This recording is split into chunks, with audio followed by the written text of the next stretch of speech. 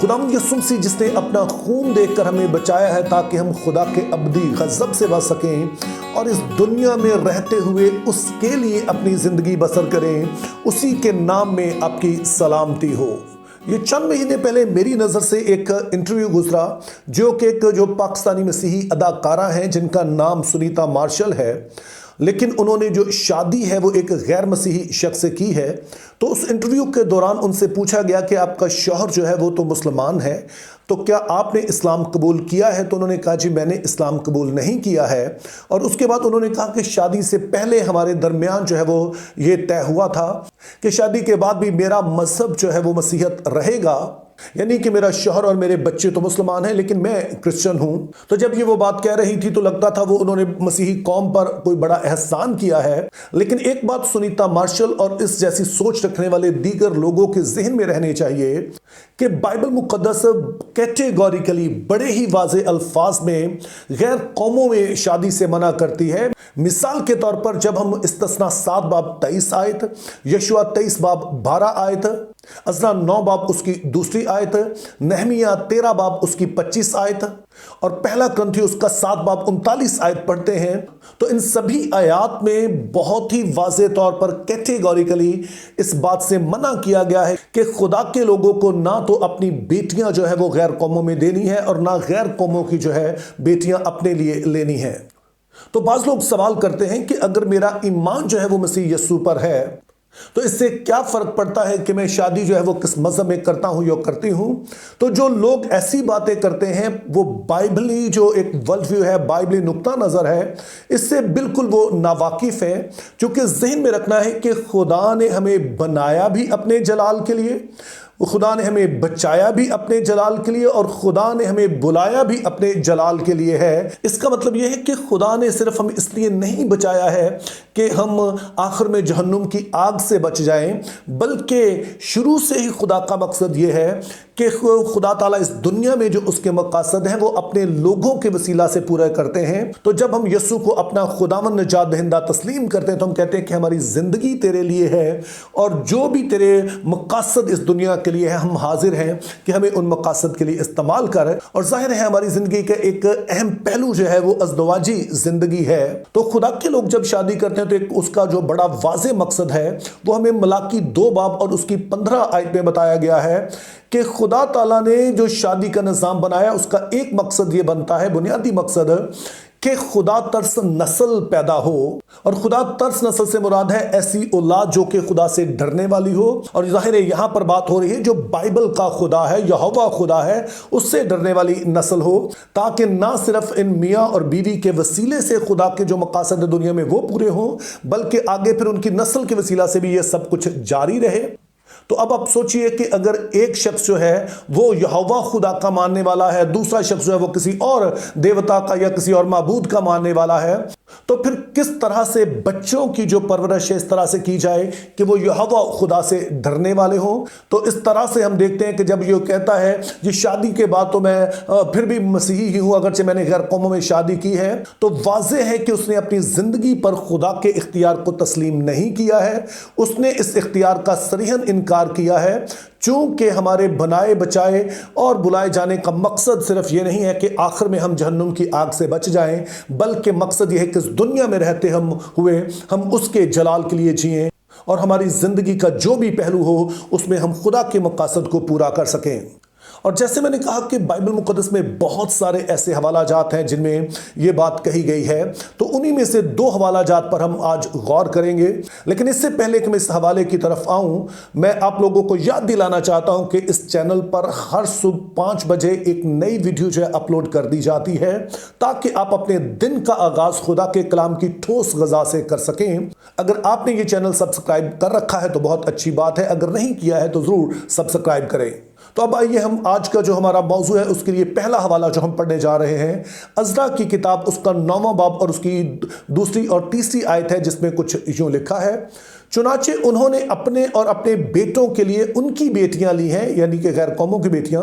सो मुकद्दस नस्ल इन अतराफ की कौमों के साथ खल्त बल्त हो गई है और सरदारों और काहिनों का हाथ इस बदकारी में सबसे बढ़ा हुआ है। जब मैंने ये बात सुनी तो अपने पैरहन और अपनी चादर को चाक किया और सर और दाढ़ी के बाल नोचे और हैरान हो बैठा। अब ये अल्फाज जो आपने सुने हैं ये अज़रा के हैं, जिसको फ़क़ीह कामिल कहा जाता है, जो कि खुदा की शरीयत का जो माहिर है। और अगर आपने कल की वीडियो देखी है तो इसमें मैंने इसका बैकग्राउंड बताया है कि अज़रा किस तरह से जो है वो यरूशलेम में आता है और उसका मकसद क्या है। लेकिन बाज़ लोग ऐसे हो सकते हैं जिन्होंने कल की वीडियो नहीं देखी है, तो उनके लिए मैं थोड़ा सा सिर्फ बता दूं। अब अपने नबूकदनेस्सर के बारे में जानते हैं कि वो शख्स है जिसने यरूशलेम को तबाह किया, हैकल को तबाह किया और उसके बाद यहूदियों को असीर करके बाबुल में ले गया। और फिर जब एक दूसरा बादशाह आता है जिसका नाम खोरस है, जो कि फारस का बादशाह है, वो बाबुल की सल्तनत को ख़त्म करता है और यहूदियों को इजाज़त देता है कि वो अपने मुल्क में जाएं। तो एक बड़ा ग्रुप जो है यहूदियों का वो वापस आता है और आकर फिर वो हैकल को तामीर करता है जो बर्बाद हो गई थी। इसको हम दूसरी हैकल कहते हैं। तो बहुत सारे लोग जो थे वो अभी तक असीरी में रहे, चूँकि वहाँ पर वो बादशाह के दरबार में बाज़ की नौकरियाँ थीं, बाज़ ऐसे थे जिनके कारोबार थे और बाज़ किसी और वजूहात की बिना पर वापस नहीं आए। तो हम देखते हैं कि जो लोग वापस आए, हैकल बन गई और वो खुदा की इबादत भी करना शुरू हो गए, लेकिन शरीयत पर अभी तक वो पूरी तरह अमल नहीं कर रहे हैं। और इस वाले वाक़े के कोई 70 साल बाद हम देखते हैं कि एक दूसरा ग्रुप असीरी से वापस आता है, जिसकी सरबराही जो है वो अज़रा कर रहा है। और अज़रा जो है ये फ़क़ीह कामिल है, ऐसा शख्स जो कि शरीयत का माहिर है। तो इसके दिल में यह है कि अब लोगों को शरीयत की तरफ वापस लाया जाए।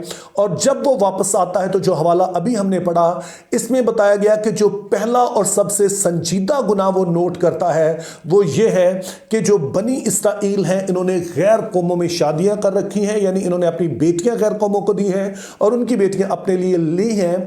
और हम देखते हैं कि अज़रा ये देखकर जो है वो अपने कपड़े जो है वो फाड़ता है, जो वो यानी कि मातम का इजहार करता है, टाट ओढ़ता है, अपने बाल बखेर देता है। और आइडिया ये है कि इस पर वो इंतहाई दुखी है जो कुछ बनी इसराइल ने किया है। और जब इस हवाले को हम आगे पढ़ते हैं तो पता चलता है कि ये लोगों को तालीम देता है, लोग इस पर दुखी भी होते हैं। लेकिन ये मामला इतना बिगड़ा हुआ था कि आसानी से हल नहीं होता है और रातों रात हम इसको हल होता नहीं देखते हैं। और फिर अज़रा की यरूशलेम में आमद के कोई 12 साल के बाद एक और शख्स यरूशलेम में वापस आता है जो कि दरअसल बादशाह के दरबार में मुलाजम था और उसका नाम हम जानते हैं कि नहमिया है।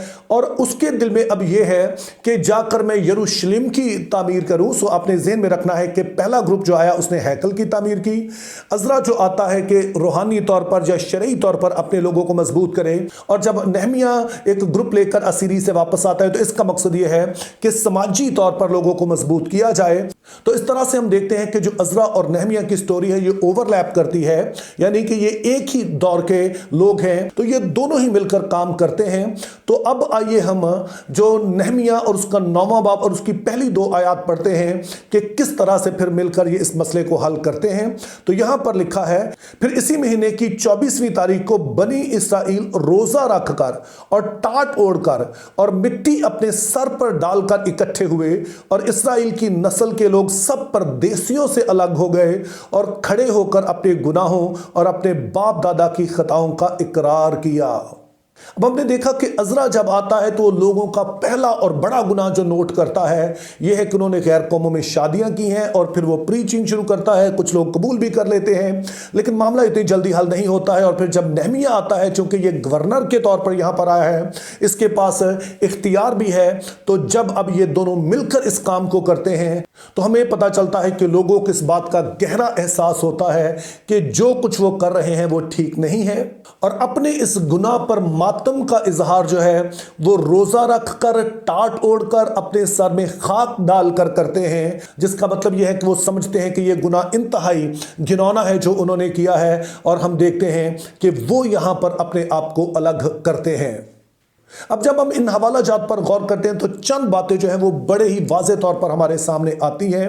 तो पहले नंबर पर हम देखते हैं कि रोज़े के जो मुख्तलिफ मकासद हैं उनमें से एक ये है कि हम अपने गुनाहों पर मातम करें, अपने गुनाहों पर दुख का इजहार जो है वो अपनी जानों को दुख देकर यानी कि रोज़ा रख कर करें। लेकिन अगर सिर्फ हम भूखे रहें और जिन गुनाहों पर हम मातम कर रहे हैं उनसे अपने आप को अलग ना करें तो इसका मतलब यह है कि फिर हमारा रोज़ा जो है वो सिर्फ भूख हड़ताल है, क्योंकि एक तरफ तो हम अपने गुनाहों पर मातम कर रहे हैं और दूसरी तरफ हम अपने गुनाहों को छोड़ भी नहीं रहे हैं।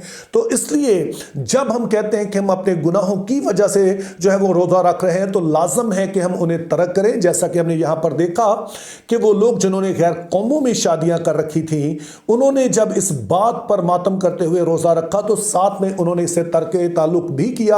ये इसी तरह से है जैसे आज भी हम तौबा करते हैं, तो सिर्फ हम तौबा नहीं करते हैं बल्कि अपने उस पुराने चाल चलन से अपना ताल्लुक तोड़ते हैं। ऐसे तमाम जो सोहबत होती है, ऐसी लोगों से अपने आप को दूर कर लेते हैं जो कि हमें गुनाह की तरफ लेके जाते हैं। और मकसद ये होता है कि जब हमने खुदा को अपना आप दिया है तो फिर उसकी मर्जी के मुताबिक चल भी सके। और दूसरे नंबर पर हम देखते हैं कि खुदा ताला ने अपने लोगों को एक ही तरह के लीडर्स नहीं दिए हैं। यहां पर हमने देखा कि अज़रा जो है बुनियादी तौर पर उसे आप कह लें कि वो एक बाइबल टीचर है जिसका काम लोगों को शरीयत सिखाना है, जबकि जो काहिन है उनका काम यह था कि वो जो हैकल में तमाम कुर्बानियों का निज़ाम है उसे देखें। और फिर हम देखते हैं कि जो नेहमिया है वो एक गवर्नमेंट ऑफिशियल है, या हमारे दौर में हम कहेंगे कि वो एक पॉलिटिशियन है। और फिर ये सारे ही मिलकर काम करते हैं ताकि अपनी कौम को, अपने लोगों को जो है वो मजबूत किया जा सके। बदकिस्मती से आज जब हम सोशल मीडिया पे देखते हैं तो सिर्फ वही जो पास्टर्स हैं उन्हीं पर तनकीद की जाती है, लेकिन हमने याद रखना है कि ये जिम्मेदारी किसी एक की नहीं है बल्कि सभी लोगों ने इस बात को मद्देनजर रखना है। और फिर आखिरी चीज देखते हैं कि खुदा के लोग होने का मतलब ये नहीं है कि सिर्फ इतवार को हम खुदा की जो है वो घंटा डेढ़ घंटा जो है वो सिर्फ हमदो सना करके आ जाएं, बल्कि हमारी जिंदगी का जो महवर है वो खुदा है। जिसका मतलब है कि हमारी जिंदगी का कोई भी पहलू हो उसमें हमने देखना है कि इसके वसीला से खुदा के जो मकासद है वो कैसे पूरे होते हैं। और शादी का जो बंधन है इस लिहाज से बहुत अहम है कि खुदा ताला चाहते हैं कि उसके लोग आपस में शादी करें ताकि उनकी जो औलाद हो उसकी परवरिश वो उसी की राह पर करें। वो बच्चों को सिखाएं कि उन्होंने किस तरह से यहोवा खुदा से, जिसको हम खुदा सालूस भी कहते हैं, उससे उन्होंने डरना है। और जाहिर है ये उसी वक्त हो सकता है कि जब मियाँ और बीवी दोनों ही इस बात को समझे, इस कॉलिंग को कबूल करें। क्योंकि अगर शौहर किसी और माबूद की पूजा करे, बीवी किसी और माबूद की पूजा करे, तो शादी के जो बुनियादी मकासद में से एक है वो पूरा नहीं हो सकेगा। तो मेरी दुआ है कि हम सभी जो कि मसीही कहलाते हैं, हमारी जिंदगी का मरकज़ हमारा खुदा रहे, और चाहे हमारी जिंदगी का जो भी पहलू हो उससे हम अपने खुदा को जलाल देते रहें। Think biblically, live purposefully. Have a very good day.